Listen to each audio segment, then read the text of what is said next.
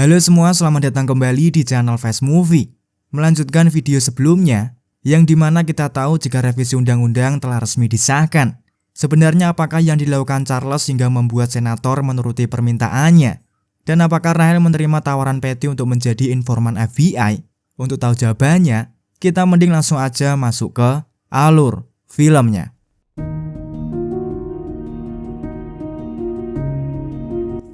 Dengan absennya Senator Black dalam voting kemarin, membuatnya dicecar pertanyaan pedas oleh para awak media. Senator pun memilih untuk menghindari semua pertanyaan itu, sehingga membuat reporter itu mencari jawaban lain melalui sekretarisnya. Namun bukannya jawaban yang ia terima, mereka malah mendengarkan suara letusan senjata api.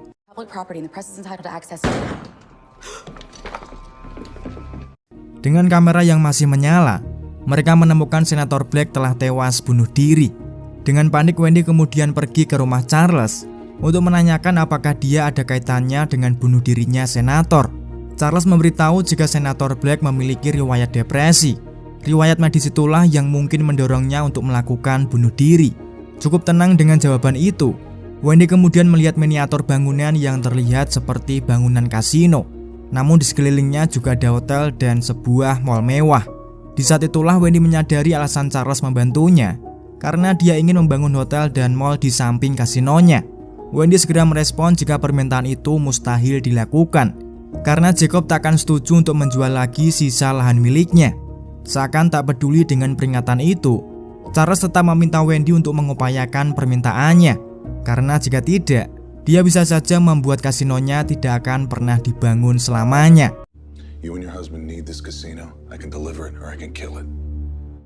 Di tempat lain, Cat Langmore mengunjungi Marty untuk meminta pekerjaan padanya. Namun ketika Marty memberinya pekerjaan, Cat menolak untuk bekerja sebagai buruh kasar. Dia ternyata ingin gaji setiap bulan tanpa perlu bekerja, hanya untuk formalitas syarat pembebasannya. Ketika Marty menolak permintaannya, Cat kembali mengungkit tindakan putrinya yang pernah menyelamatkan nyawanya, di mana tindakan itu bahkan sampai membuat dua pamannya meninggal. Namun Marty tetap menolak dan langsung pergi meninggalkannya.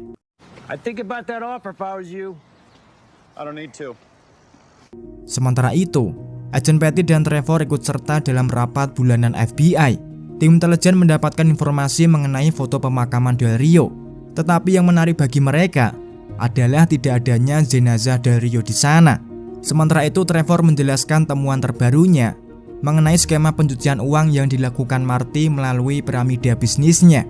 Seorang agen kemudian bertanya kepada Patty mengenai penemuan baru apa yang ia dapat selain informannya yang telah tewas.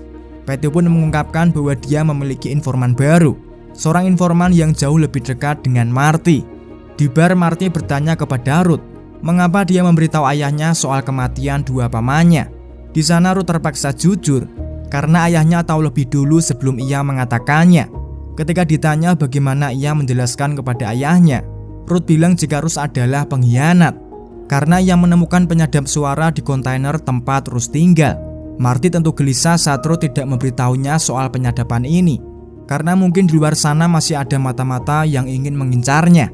Percakapan mereka kemudian terhenti ketika ada seorang pria yang mencari Marty. Pria itu menyatakan jika pemerintah kota menutup bar ini dengan alasan tata letak yang kurang memadai.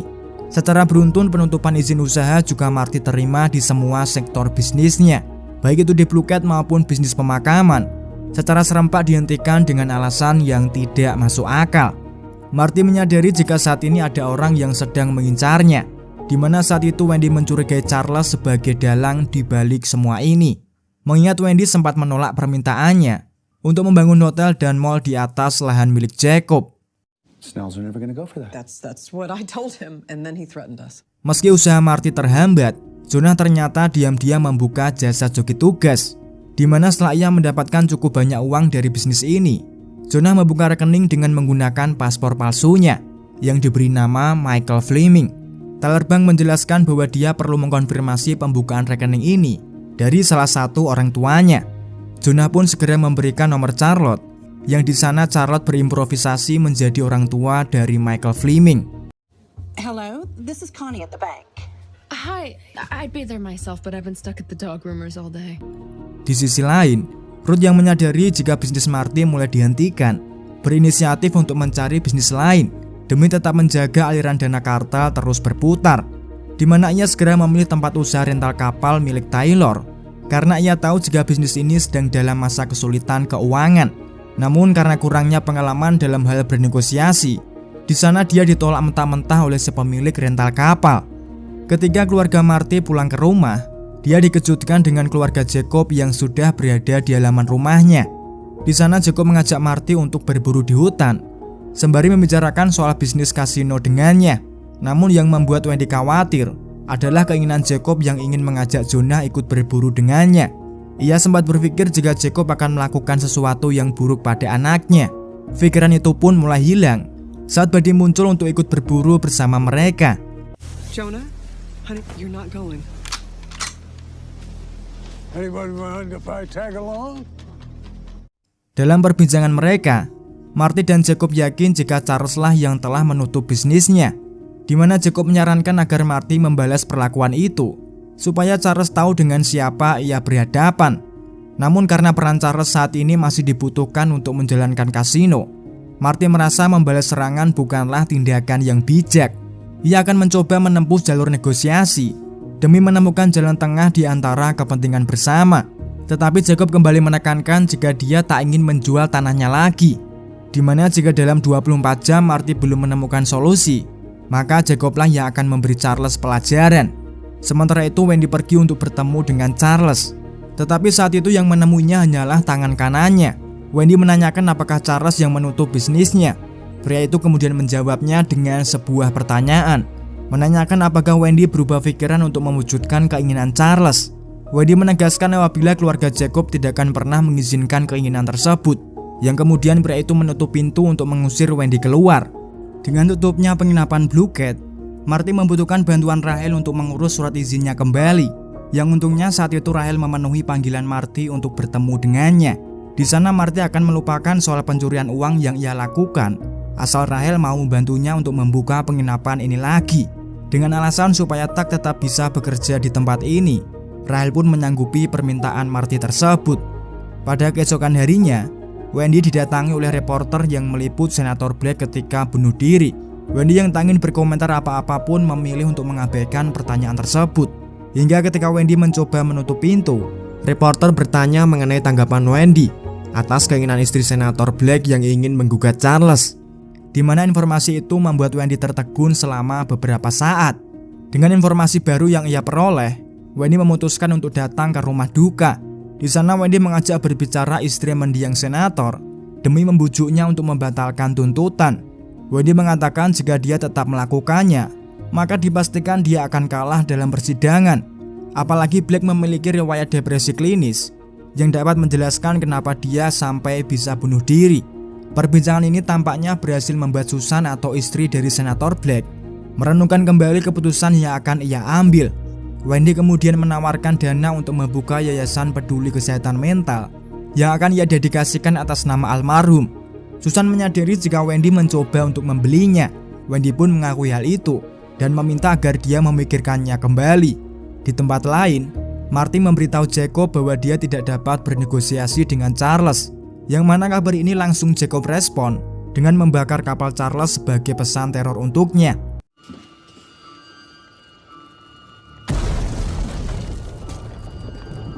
Fakta baru di sini terungkap apabila Rahel menyetujui untuk menjadi informan FBI, di mana Patty memasang penyedap suara di balik bajunya dengan besar harapan Rahel bisa membuat Marty blunder.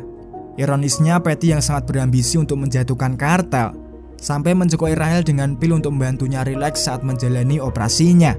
Namun ternyata pil itulah yang membuat rencana Patty berantakan, di mana pil itu malah membuatnya teler, sehingga Rahel tak bisa melakukan percakapan normal bersama Marty. Bahkan saat Marty membopong Rahel ke tempat tidurnya, secara tak sengaja ia memperingatkan jika cepat atau lambat Marty pasti akan ditangkap. They're gonna find you. They're gonna lock you up. Or they're gonna kill you. Sementara itu Ruth yang kemarin gagal invest di rental kapal melakukan aksi penghancuran yang membuat toko ini menelan kerugian hingga $50.000. Dengan kerugian sebesar itu, si pemilik yang tak ingin usahanya gulung tikar terpaksa menyepakati suntikan dana yang kemarin Ruth janjikan padanya. Marty Bird Enterprises will replace all these boats out front before the owners know a thing. Pada upacara pemakaman Senator Black, Susan sama sekali tak menyinggung soal tuntutan yang akan ia layangkan kepada Charles. Sepertinya pelobian Wendy kemarin telah berhasil, di mana Susan secara terbuka akhirnya mengungkap apabila suaminya memang memiliki riwayat depresi klinis. Di penghujung pidatonya, Susan mengumumkan bahwa dia akan membuka yayasan peduli kesehatan mental supaya kejadian yang dialami suaminya tak akan dialami oleh banyak orang. Di luar pemakaman, Wendy menyampaikan jika dialah yang membuat Susan tak jadi menuntutnya. Tentu saja Charles segera berterima kasih atas inisiatif Wendy itu dengan cara legowo untuk mengurungkan pembangunan hotel di lahan milik Jacob, sehingga dia hanya meminta 1,5% dari keuntungan kasinonya. Sebelum pergi, Charles mengatakan jika dia tidak ada hubungannya dengan penutupan bisnisnya. Alasan kenapa bisnisnya ditutup tak lain karena ia kini sedang diincar. Setelah keberhasilan Ruth dalam berinvest pada sebuah perintalan kapal, dengan bangga ia segera beritakan kepada Marty. Namun saat itu Marty tampak kurang antusias mendengarnya, apalagi setelah ia tahu jika bisnisnya kini sedang diincar oleh pihak lain. Dia kemudian meminta Ruth untuk sementara waktu jangan ke kantor dulu, setidaknya sampai situasi aman kembali. Sementara itu agen Patty terlihat membentak Rahel karena kemarin dia tidak memanfaatkan kesempatan itu dengan baik. Setelah mengambil beberapa pil dari Patty, ia keluar dan Patty meminta supaya dia bisa berusaha lebih baik lagi. Episode 4 dibuka dengan memperlihatkan bagaimana aksi Patty saat merampok seorang bandar obat-obatan. Aksi ini merupakan aksi ilegal karena Patty membutuhkan obat-obatan ini untuk ia berikan kepada Rahel. Hingga di keesokan harinya, Patty berkunjung ke Blue Cat untuk mengatakan hal penting kepada Rahel. Setelah menyadari jika semua bisnis Marty mulai bisa beroperasi kembali, ia memutuskan supaya Rahel menggunakan penyadap suara sepanjang waktu. From now on, you're wearing a wire all the time. What? Di tempat lain, Wendy sedang mengecek kantor dengan pendeteksi penyadap suara. Aksi ini tentu saja membuat Marty bertanya-tanya. Wendy lekas memberitahunya jika menurut Charles bisnis kita sedang diincar oleh FBI. Ucapan Charles ini memang cuma prasangka saja, tetapi Wendy cukup yakin dengan prasangka itu, sehingga dia meminta Marty untuk tidak mempercayai siapapun mulai saat ini. Tak lama setelah itu, seorang komisi perjudian datang untuk mensurvei seluruh aset Marty. Begitu dari segi bisnis maupun modal usaha, haruslah terjamin legalitas serta bersih dari catatan kriminal. Itulah mengapa Wendy menunjuk Sam sebagai manajer bayangan di bar telanjangnya. Karena jika Ruth yang ia pilih, tentu komisi perjudian akan menolak izin usaha judinya, mengingat Ruth sudah sering keluar masuk penjara. Ketika Wendy menjemput Charlotte di Blue Cat, ia tak sengaja melihat Rahel di sana, yang mana hal itu mengingatkannya dengan prasangka Charles akan adanya informan FBI yang sedang memantau bisnisnya. Wendy pun mulai memancing Rahel untuk melihat bagaimana reaksi atas pertanyaan yang ia ajukan. Ekspresi Rahel saat itu cukup terlihat jika ia sangat gugup, yang mana hal itu sangat disayangkan Patty ketika dia sedang memantau percakapan mereka. Wendy mengatakan jika dia tahu FBI lah yang telah menutup bisnisnya, dan entah kebetulan atau bagaimana, tak lama kemudian Rahel kembali ke tempat ini. Rencana penutupan ini memanglah termasuk dari upaya FBI, di mana setelah Wendy mencurigai hal itu, Patty meminta agar Rahel mendekati Charlotte. Ia yakin jika Charlotte pasti tahu sedikit hal tentang pencucian uang yang dilakukan ayahnya. Rahel pun mengiyakan perintah itu, dan Patty memberinya obat sebagai doping untuk membuatnya lebih tenang. Sementara itu Marty mendapatkan masalah baru mengenai komisi perjudian yang menangguhkan izin kasinonya. Marty menyadari jika penangguhan ini adalah semacam isyarat apabila mereka meminta uang sogokan, di mana permintaan uang sogokan itu ternyata bagian dari rencana Patty. Apabila besok Marty benar-benar menyuapnya, maka Patty memiliki alasan untuk bisa menahannya. Is that code for bribe? Yeah, I don't know, but if it's not and we try to bribe him. Selain itu, strategi Patty yang meminta Rahel untuk mendekati Charlotte tampaknya memiliki peluang besar untuk berhasil. Apalagi kini Charlotte memiliki kebiasaan merokok ganja yang terkadang membuatnya terlalu banyak bicara tanpa memikirkan apa dampak ke depannya. Seperti ketika ia mengatakan jika keluarganya berada di Blue Cat di malam hari saat Ruth dan Boyd tewas akibat tersengat listrik. Perkataan itu tentu semakin memperkuat kecurigaan Wade selama ini apabila Marty-lah yang menyebabkan ayahnya meninggal. Sehingga di keesokan harinya, White mulai menyelidiki aliran listrik penyebab kematian ayahnya. Merasa belum mendapatkan jawaban dari penyelidikan itu, ia memilih untuk bertanya langsung kepada Marty. Meski White hanya melontarkan pertanyaan-pertanyaan ringan, namun dari nada bicara dan ekspresinya, jelas menunjukkan apabila dia menuduh Marty sebagai penyebab kematian ayahnya. Untungnya di sini Marty bisa menjawab pertanyaan itu secara diplomatis. Dia kemudian menegur Charlotte untuk tidak mengatakan hal sensitif lagi kepada sembarang orang. Karena jika hal itu terus dilakukan, maka itu sama saja Charlotte membunuh keluarganya sendiri. Di saat yang sama, Wendy menanyakan berapa harga untuk menyuap seorang komisi perjudian. Sebagai seorang donatur para tikus berdasi, jumlah harga suap semacam ini tentu sudah menjadi keahlian Charles, di mana ia bilang jika harga komisi perjudian berkisar $50.000. Kita kemudian dialihkan ke tempat di mana Rachel mulai mendekati Charlotte. Demi memperlancar tugasnya, tak lupa Rachel memberikan sebotol bir untuknya. Beruntung di sini Charlotte tidak mengulangi kesalahan yang sama, di mana ia memilih menghindar daripada menjawab pertanyaan-pertanyaan itu. Rachel yang merasa telah kehilangan kepercayaan dari seluruh keluarga Marty, membuatnya berpikir keras untuk melakukan tindakan yang bisa membuatnya dipercaya kembali. Entah secara sadar atau tidak, bisa-bisanya Rachel mengatakan jika Marty seharusnya tidak mencurigainya, di mana orang yang sepatutnya Marty waspadai adalah pria tinggi berambut coklat yang sering mampir ke sini, di mana ciri-ciri itu merujuk pada perawakan Agent Patty.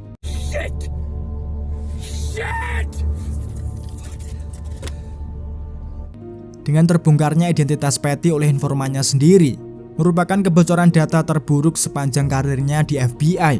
Patty pun segera menyeret Rachel ke hutan, bermaksud untuk membunuh informannya sendiri. Berulang kali Rachel memohon supaya dia diberi satu kesempatan lagi, karena menurutnya, Marty sekarang akan lebih mempercayainya. Next time there'll be a hole here waiting for you. Sementara di hari ketika Marty akan menyuap komisi perjudian, Marty telah menyiapkan tiket liburan dan sekoper uang untuk ia berikan kepadanya. Namun Wendy yang menyadari adanya kejanggalan, memberikan isyarat supaya Marty jangan memberikan uang itu kepadanya. Lagi-lagi usaha Patty untuk menjegal Marty harus menelan kegagalan. I had a bad feeling. A bad feeling. Well, I hope you're right, Wendy, because without his recommendation, we're fucked. Setelah gagal mencari celah anggota keluarga Marty, Rachel mulai mengorek informasi lewat perbincangan ringan bersama Ruth Langmore. Ruth memang cerdas dalam segala hal berbau kriminal. Sayangnya kecerdasan itu tidak berlaku dalam menjaga rahasia, di mana ia membocorkan hal sensitif mengenai operasi apa saja yang pernah dia lakukan bersama Marty. Sebagaimana peribahasa kegagalan adalah kemenangan yang tertunda, Patty akhirnya memperoleh kemenangan lewat ucapan Ruth barusan. Sehingga tak perlu waktu lama, satuan FBI terlihat mengepung kediaman Marty pada keesokan harinya. Dengan adanya penggeledahan ini, apakah seluruh keluarga Marty akan dinyatakan sebagai tersangka? Untuk tahu kisahnya, tunggu jawabannya di video selanjutnya.